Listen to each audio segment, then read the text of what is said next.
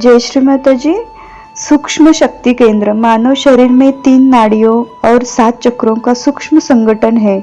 चक्र सूक्ष्म ऊर्जा केंद्र हमारे जीवन के सभी पहलुओं को नियंत्रित करते हैं। निचले चक्र शारीरिक कार्यों को नियंत्रित करते हैं। ऊपरी चक्र हृदय और दिमाग को नियंत्रण करते हैं और सहस्रार इसके ऊपर के चक्र उच्चतम आध्यात्मिक अवस्थाओं को नियंत्रित करते हैं। हृदय छाती का बायां भाग आत्म तत्व, चेतना और हमारे अस्तित्व का सार है, लेकिन इसे जानने के लिए हमें विचारों को बाह्यकरण को रोकना होगा और आंतरिक सत्य का साक्षी भाव बनना होगा। यह बहुत सुंदर व्यवस्था है। इसके कारण जब समय सही होता है, कुंडलिनी शक्ति शुद्ध आध्यात्मिक ऊर्जा जो सुप्त पड़ी होती है जागृत हो जाती है और मन अंतर्मुखी हो जाता है। हमारे मन को उठने वाले विचार स्वतः ही शांत हो जाते हैं। फिर हम चेतना की विचार शून्य अवस्था में चले जाते हैं, जो आत्म साक्षात्कार की प्रारंभिक अवस्था है। सहयोग का एक अन्य लाभ यह है कि यह ऊर्जा तरंगों के बारे में जागरूकता विकसित करता है। वह अनुभूति स्वयं के भीतर सूक्ष्म शारीरिक स्थिति को महसूस करने की क्षमता विकसित करती है। हम हथेली पर चक्रों की स्थिति को समझ सकते हैं। एक या अधिक उंगलियों में झुंझुनी चक्रों में रुकावट का संकेत देती है। बाईं उंगली पर झुंझुनी की चक्र की बाईं नाड़ी में रुकावट का संकेत देती है, जबकि दाहिनी उंगली पर ये संवेदनाएं दाहिनी नाड़ी में रुकावट का संकेत देती है। इसके अलावा दोनों भुजाओं में झुंझुनी संवेदनाएं मध्य नाड़ी में रुकावट का संकेत देती है। यदि दोनों हाथों की हथेलियों और उंगलियों पर ठंडी हवा का एहसास हो जाता है, तो पता लगता है कि चैतन्य तरंगों के प्रवाह में कोई रुकावट नहीं है। 3 नाड़ियां हमारे शरीर में 3 नाड़ियां होती है। ईड़ा नाड़ी, पिंगला नाड़ी, सुषुम्ना नाड़ी। पहली ईड़ा नाड़ी बाईं ओर। एक मजबूत बायां हिस्सा हमें भावनात्मक संतुलन में रखता है। जैसे जैसे वामपंथ का प्रभाव बढ़ता है, हम आलसी हो जाते हैं और स्वयं को कमजोर तथा दूसरों पर हावी होने वाले समझने लगते हैं। पृथ्वी और अग्नि तत्व के प्रयोग से इन दोषों को दूर किया जा सकता है। पिंगला नाड़ी दाहिनी ओर। एक अच्छा दाहिना भाग कार्य को पूरा करने की क्षमता, रचनात्मकता, कौशल्य आदि जैसे गुण देता है। यदि आपके दाहिनी ओर का प्रभाव बढ़ा हुआ है, प्रकृति में रूखापन आ गया है, साथ ही हमारे प्रवृत्ति दूसरों की आलोचना करने और उन पर हावी होने की भी होती है।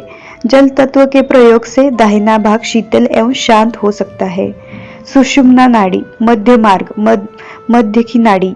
मध्य में हम संतुलन में होते हैं और हमारा आध्यात्मिक विकास हो जाता है। नियमित ध्यान मध्य नाड़ी को मजबूत करता है, विकसित कर सकता है और इस प्रकार स्वभाव को शांत भी कर सकता है। आत्मबोध का अनुभव करें। जिस व्यक्ति की कुंडलिनी शक्ति जागृत होती है, उसकी उपस्थिति में ही हमारी कुंडलिनी शक्ति जागृत होती है। श्री माता जी की एक तस्वीर का भी ऐसा ही प्रभाव होता है।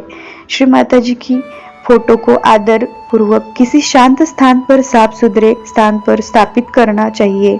फिर दोनों हाथों की हथेलियों को गोद में रखकर आंखें बंद करके आराम से बैठना चाहिए। विचार उत्पन्न करने की प्रक्रिया स्वाभाविक रूप से कम हो जाती है। सबसे पहले इसके बारे में सोचना बंद करें। फिर उठने वाले विचारों को दबाए बिना उन्हें किसी शारीरिक या बौद्धिक प्रयास की आवश्यकता नहीं है। सहज योग की प्राकृतिक क्रिया को घटित होने दे। नीचे दी गई विधि का पालन करके और कुछ मंत्रों का जाप करके या हमारे ध्यान केंद्र में आकर आप इसकी पूरी जानकारी ले सकते हैं।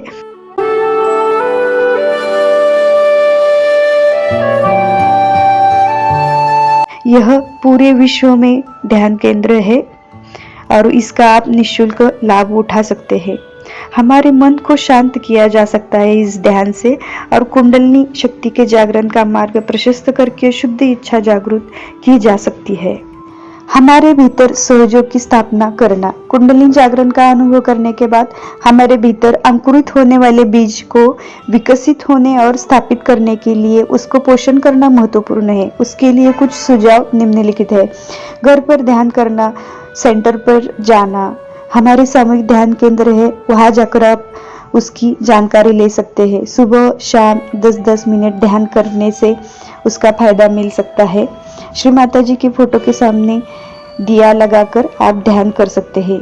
ध्यान के लिए श्री माता जी का फोटो होना जरूरी है। श्री माता जी के तस्वीर के सामने मोमबत्ती या दीपक जलाकर ध्यान कर सकते हैं। इससे क्या होता है, आज्ञा चक्र शुद्ध हो जाता है। आप धूप का भी प्रयोग कर सकते हैं। इससे वातावरण में शुद्ध करने की बहुत शक्ति होती है। यह ध्यान घर में करना ही है, परंतु सामूहिक ध्यान सहयोग में स्थापित होने में सहायक पाया जा गया है। इसके लिए आपको सामूहिक ध्यान केंद्र में जाना जरूरी है। इसके लिए जगह जगह सहयोग ध्यान केंद्र कार्यरत है, जहां सप्ताह में कम से कम एक दिन सामूहिक ध्यान करना चाहिए। वहां आप सहयोग के बारे में अधिक जानकारी प्राप्त कर सकते हैं। ध्यान सभी के लिए निःशुल्क है।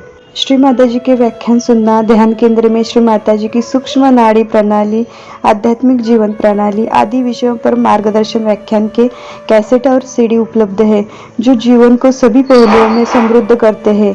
इस व्याख्यान जैसा अभ्यास सहज योग में प्रगति के संदर्भ में बहुत उपयोगी है। इसका अनुभव सभी को होता है। वर्तमान तनावपूर्वक जीवन में हमारा बौद्धिक और भावनात्मक संतुलन बनाए रखना संतुलन आवश्यक है। सहयोग में आवश्यकता अनुसार संतुलन प्राप्त करने के लिए और बनाए रखने के लिए अन्य विधियों का उपयोग भी किया जाता है। उनकी जानकारी ध्यान केंद्र पर ही पाई जा सकती है। सहयोग की प्रणेता श्री माता जी निर्मला देवी नारगोल के समुद्र तट पर ध्यान कर रही थी। श्री माता जी, उन्होंने देखा ब्रह्मांड का सहस्रार खोलते हुए। उन्होंने महसूस किया कि मानव जाति के लिए सामूहिक स्तर पर आत्म साक्षात्कार का अनुभव करने का समय आ गया है। पहले के समय में केवल पूर्ण समर्पित व्यक्ति ही जीवन भर कठिन अभ्यास के बाद आत्म साक्षात्कार प्राप्त कर सकता था।